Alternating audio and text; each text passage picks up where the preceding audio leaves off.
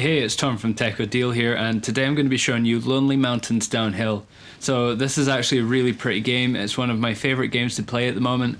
It's really good fun, and this is actually the second version of this video, because I initially tried to do a first look at the game and first impressions, and one thing that I didn't really pay attention to was the little sign at the start of the game that says this game works best with a controller. I would argue that this game should only be played with a controller. I tried playing it with a keyboard. It was really tricky.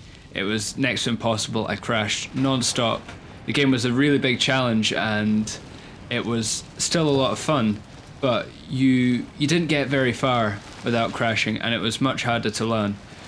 What I'm doing now, as you can see on screen, I'm playing with a controller. I'm not crashing as much. It's a lot easier to ride, and the reason for this is because the camera is fixed from one direction. So regardless of whether you're facing forward or backwards, away from the camera or towards it, the controls on the joystick can be the same. Your joystick basically points to where you want to point on screen. With a WASD, you are constantly having to adjust. So when the cyclist is facing away from you, obviously it's a normal turn left, turn right. But when it's facing towards you, you've got to kind of switch that in your head. So it becomes a lot more tricky, and it's just a lot harder to play about with. So that is one thing to bear in mind for players if you are starting out with this. Plug in an Xbox controller, use a PlayStation controller or any USB controller, which will allow you to play a game on a PC, because it is really important. Obviously, if you're playing this elsewhere, it's not going to be a problem anyway. Now, the game itself is beautiful. It's probably one of the best looking games out there, and I'm saying this bearing in mind that it's obviously pretty low resolution, and you know, the polygons are pretty huge. This is just a really nice design consideration, and it's a game that doesn't require anything hugely advanced. The photorealism that we expect from a lot of games, you know, we don't need it here, and actually the art style makes this just so much nicer to look at. The routes are really fun. I played about on several different routes now, and they're all great. They've all got challenges, and you've really got to look out for little shortcuts. You've got your main path, which is pretty obvious, but sometimes you can cut corners. Normally adds a lot of danger to your route, but it's a lot of fun, and as you play about through the game, you can revisit levels, you get familiar with them, you can try out new things, and it's really a lot of fun.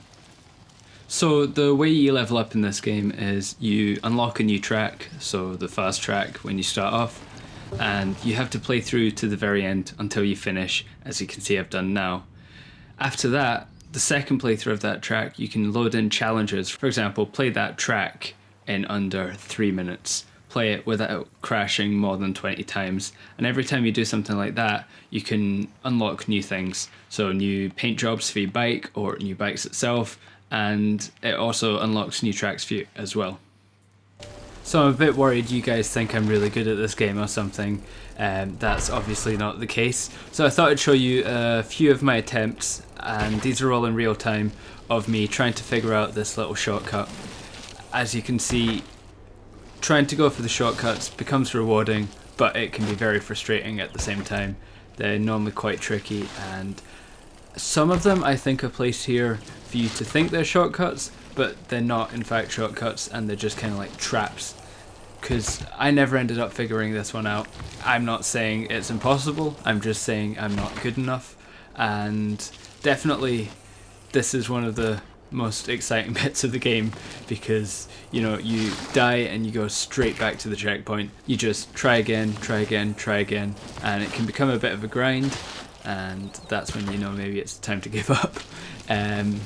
But yeah, it's a lot of fun, and it is really good, and especially the polygons of blood look amazing as you hit a rock and die.